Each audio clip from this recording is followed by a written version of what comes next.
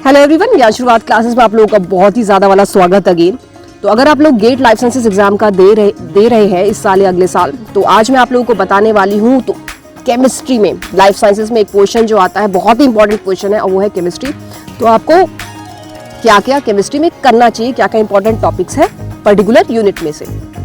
तो इससे पहले मैं आप लोगों को रिमाइंड करा देती हूँ कि हमारी प्रीवियस वीडियोस आप लोग ज़रूर देखिएगा, जिसमें मैंने आप लोगों को बताया है कि लास्ट मोमेंट में गेट में आपको क्या करना चाहिए ताकि आपका स्कोर जो है बहुत बढ़िया आए।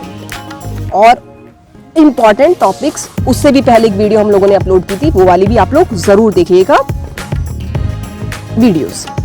ओके, तो चलिए बात करते हैं गेट लाइफ साइंसेस की, और उसमें भी क्या कि केमिस्ट्री में क्या क्या इंपॉर्टेंट टॉपिक्स है जो आपको जरूर करने चाहिए। तो पहली यूनिट से स्टार्ट करते हैं, पहले चैप्टर से स्टार्ट करते हैं, which I can recall is atomic structure and periodicity. तो इसमें आप लोग क्या देखेंगे, एरोमेटिक किस तरीके से निकालते हैं। तो आपको अलग अलग मॉलिक्यूल्स दे दिए जाएंगे and you have to find out कि इनमें से, इन कंपाउंड्स में से कौन सा एरोमेटिक है या नहीं है। तो इस तरीके के क्वेश्चंस एरोमेटिसिटी से रिलेटेड। फिर आता है क्वांटम वाला कॉन्सेप्ट, यानी कि L N and magnetic spin, इस तरीके का वो जो राइट एल कैसे निकालते हैं, एन कैसे निकालते हैं। तो क्वांटम वाली चीज, क्वांटम वाले फॉर्मूले। द नेक्स्ट कम्स इलेक्ट्रोनेगेटिविटी वाला कॉन्सेप्ट। फॉर एग्जाम्पल, आपको अलग अलग molecules they will give you, अलग अलग दे देंगे, और आपको अरेंज करना है in the order of like increasing और डिक्रीजिंग ऑर्डर। कौन सा सबसे ज़्यादा इलेक्ट्रोनेगेटिव है, कौन सा सबसे कम है, तो ये वाली चीज़। और अगर आप लोग ध्यान से देखें या प्रैक्टिस कर रहे हैं साथ साथ केमिस्ट्री का, तो आपको ये ध्यान, आप लोग ये नोट करेंगे कि ग्रुप 14, 15, 16, 17 अधिकतर जो है ये वाले मॉलिक्यूल्स, इनसे मतलब ये वाले मॉलिक्यूल्स लिए जा रहे हैं इलेक्ट्रोनेगेटिविटी से रिलेटेड क्वेश्चंस में। एक और जो आता है फर्स्ट आयनाइजेशन एनर्जी, मतलब कि किसकी सबसे ज़्यादा है, किसकी सबसे कम है, again increasing and decreasing order में, या सेकेंड वाली भी। तो इलेक्ट्रोनेगेटिविटी और आयनाइजेशन एनर्जी का कॉन्सेप्ट, किसकी ज़्यादा है किसकी कम है, वो आपको चीज़ पता होनी चाहिए इस पर्टिकुलर टॉपिक या यूनिट में से। फिर नेक्स्ट आता है स्ट्रक्चर एंड बॉन्डिंग। अब इसमें आप लोगों को क्या करना है, इसमें सबसे इंपॉर्टेंट जो टॉपिक है इस मॉलिक्यूलर ऑर्बिटल थ्योरी, ऑब्वियसली तो वाला कॉन्सेप्ट आपको पता होना चाहिए। फिर आ रहा है बॉन्ड ऑर्डर, बॉन्ड एनर्जी और बॉन्ड एंगल। तो अगेन आई रिपीट, ग्रुप 15 और ग्रुप 16, यानी कि नाइट्रोजन और ऑक्सीजन का आप लोग जरूर देखिएगा। ठीक है, नाइट्रोजन अगर एक आयन, नाइट्रोजन मॉलिक्यूल एक आयन लूज कर देगा या गेन कर लेगा, तो बॉन्ड ऑर्डर क्या हो जाएगा, वो वाली चीज आपको पता होनी चाहिए। And same goes with oxygen. तो नाइट्रोजन ऑक्सीजन का आप जरूर देखिएगा बॉन्ड ऑर्डर आयनिक फॉर्म में, ये इंपॉर्टेंट है। Bond energy, bond angle, I repeat, and bond order. एक और जो है इंपॉर्टेंट फॉर्मूला यहाँ से निकल के आ रहा है, वो है डाइपोल मूवमेंट का। Recently they framed question from dipole movement, तो उसका फॉर्मूला भी आप लोग जरूर देख लीजिएगा। हो सकता है कुछ इससे रिलेटेड क्वेश्चन भी फ्रेम होके दोबारा से आ जाए। तो ये बात हुई स्ट्रक्चर एंड बॉन्डिंग के इंपॉर्टेंट टॉपिक्स की। Next comes SPD block elements वाली चीज। इसमें आई कैन रिकॉल, इसमें जो आ रहा है वो आ रहा है कोऑर्डिनेशन कॉम्प्लेक्सेस, इसी में आ रहा है।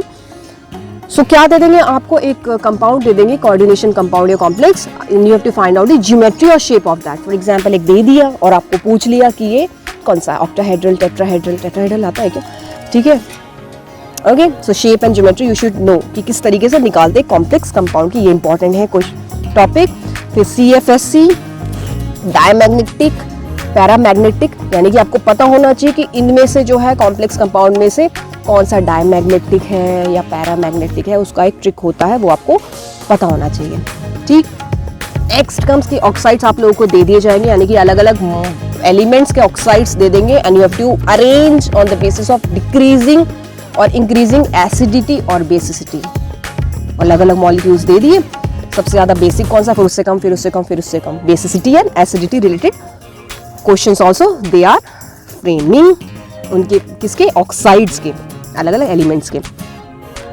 फिर आती है एक और यूनिट, इंपॉर्टेंट यूनिट, वो है केमिकल इक्विलिब्रियम। अब इसमें जो है निकल के आ रहे हैं इंपॉर्टेंट फॉर्मूले जो आपको जरूर करने चाहिए। बॉइलिंग पॉइंट का फॉर्मूला, फ्रीजिंग पॉइंट का फॉर्मूला जरूर देख लीजिएगा।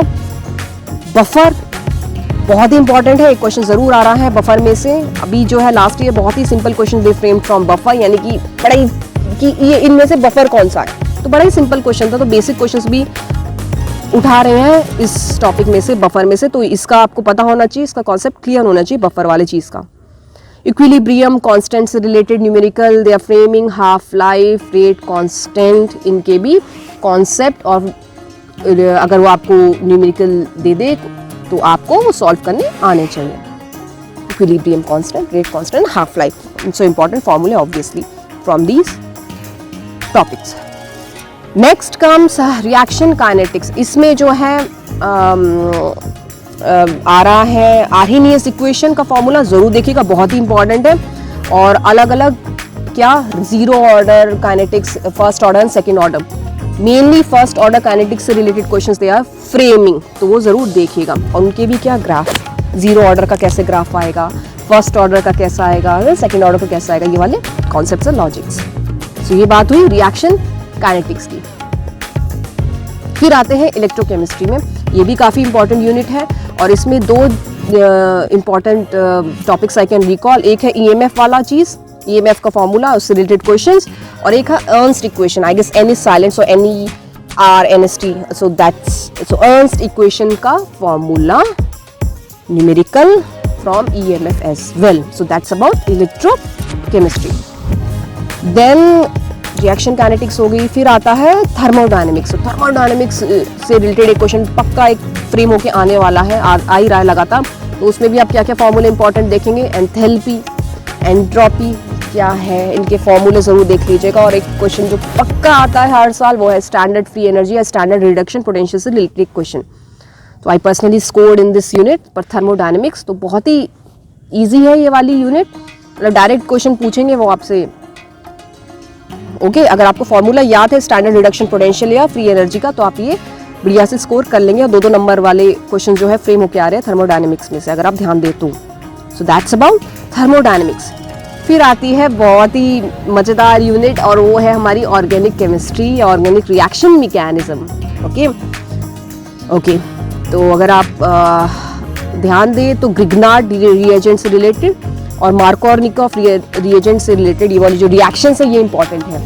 तो क्या दे देंगे कि इक्वेशन आपको या केमिकल रिएक्शन दे दी जाएगी and you have to find out इनमें से ABC क्या है, XY क्या है, इस तरीके के कुछ क्वेश्चन फ्रेम होके आ रहे हैं कि माइनर प्रोडक्ट कौन सा निकल के आएगा, P और Q मेजर माइनर प्रोडक्ट्स, है ना, इक्वेशन में से आपको फाइंड आउट करने हैं।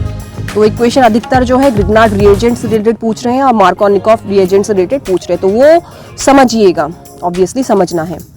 फिर क्या क्या समझना है ऑर्गेनिक केमिस्ट्री में, SN1 आपको समझना है, SN2 आपको समझना है, लॉजिक्स, ठीक, E1 E2 का कॉन्सेप्ट आपको समझना है क्योंकि इनमें से जरूर आ रहे हैं क्वेश्चन फ्रेम होके। फिर एक और जो मेरे को यहाँ पे याद आ रहा है टॉपिक वो है एरोमेटिक इलेक्ट्रोफिलिक सब्स्टिट्यूशन, वो भी काफ़ी इंपॉर्टेंट है, एक क्वेश्चन जरूर बन के आ रहा है इस टॉपिक में से, aromatic electrophilic substitution. Okay, then comes हमारा फेवरेट वाला यूनिट और वो है बायोमॉलिक्यूल्स का केमिस्ट्री। इसमें आपको ज़रूर करना है बियर्स और लैम्बर्ट्स लॉ। आप कोई भी बायोटेक्नोलॉजी का एग्जाम दे दे तो आपको एक क्वेश्चन ज़रूर मिलेगा बियर और लैम्बर्ट्स लॉ से रिलेटेड, बड़ा ही सिंपल सा फॉर्मूला है। लाइफ साइंसेस का दे दीजिए, बायोटेक का दे दीजिए, ये तो आपको ज़रूर पता होना चाहिए बियर लैम्बर्ट्स लॉ का फॉर्मूला। एक न्यूमेरिकल ज़रूर और ज़रूर आता है, इनका फेवरेट क्वेश्चन है ये। फिर आ रहा है इसमें जेल फिल्ट्रेशन क्रोमेटोग्राफी और आयन एक्सचेंज क्रोमेटोग्राफी। अगर आप ध्यान दें तो रिसेंटली लास्ट ईयर भी जो है फ्रेम होके आए हैं क्वेश्चंस इन से रिलेटेड, क्रोमेटोग्राफी से रिलेटेड। तो किस तरीके से करना है, क्या करना है कि सबसे पहले जो है कौन सी चीज़ बाहर फेंकी जाएगी, निकलेगी, या सबसे लास्ट में इल्यूट कौन सा होगा, इस तरीके के क्वेश्चंस। और कैटायन एक्सचेंज और एनायन एक्सचेंज वाला trick, I mean concept, right, तो वो आपको क्रोमेटोग्राफी में पता होना चाहिए। देन छोटा सा टॉपिक है, छोटा सा बोलूँ कि बड़ा सा बोलूँ, व्हाटएवर, कार्बोहाइड्रेट्स का स्ट्रक्चर। तो अलग अलग स्ट्रक्चर्स में से सबसे ज़्यादा जो इंपॉर्टेंट है इस चैप्टर में से वो कार्बोहाइड्रेट का स्ट्रक्चर है। स्टीरियो आइसोमर्स क्या होते हैं, एनेंशियोमर्स क्या होते हैं, एपीमर्स क्या होते हैं, ये आपको पता होना चाहिए, काफ़ी हेल्पफुल है ये, काफ़ी इंपॉर्टेंट है ये वाली चीज़ें। और आई गेस न्यूमैन प्रोजेक्शन वाला जो कॉन्सेप्ट है वो भी इसी में आ रहा है, तो वो भी आप लोग देख लीजिएगा। तो ये बात हुई स्ट्रक्चर्स की, कार्बोहाइड्रेट स्ट्रक्चर्स की, जो कि इंपॉर्टेंट है इस चैप्टर में से। ओके, सो आई होप आप लोग साथ साथ हमारे पढ़ रहे हैं और रिवाइज कर रहे हैं। So all the very very best, will be updating more important topics or lectures in other videos as well. So all the very best.